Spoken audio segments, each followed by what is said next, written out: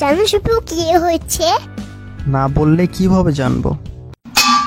চুপ থাকো, যা বলছি শোনো। বলো দেখি কি মহাভারত অশুদ্ধ করে ফেলছো?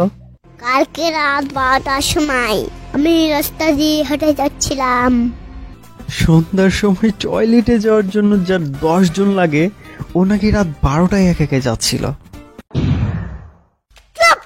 কোথার মধ্যে পা ঢুকে দাও কে?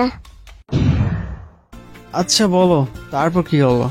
তারপর আমি বিশাল একটা জঙ্গলের ভিতর চলে গেলাম।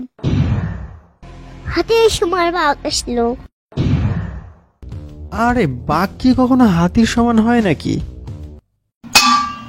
তুমি দেখছো হাতির চেয়ে বড় বড় বাঘ থাকে।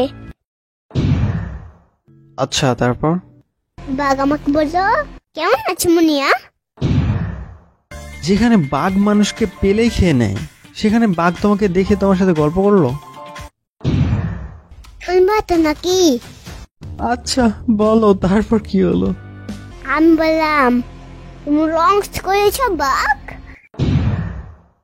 আরে ওইটা নন্স না, লাঞ্চ হবে। আর রাত 12টার সময় কি কেউ লাঞ্চ করে?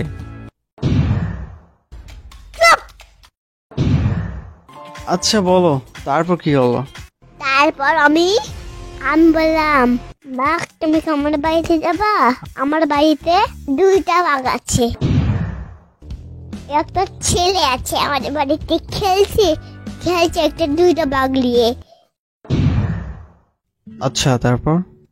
তারপর বাঘের সাথে গল্প করতে করতে ঘুম ভেঙে গেল। কি এতক্ষণ ধরে তুমি স্বপ্নের কথা বলছিলা? তো বড়ই উপকৃত হলাম। Thank you so much.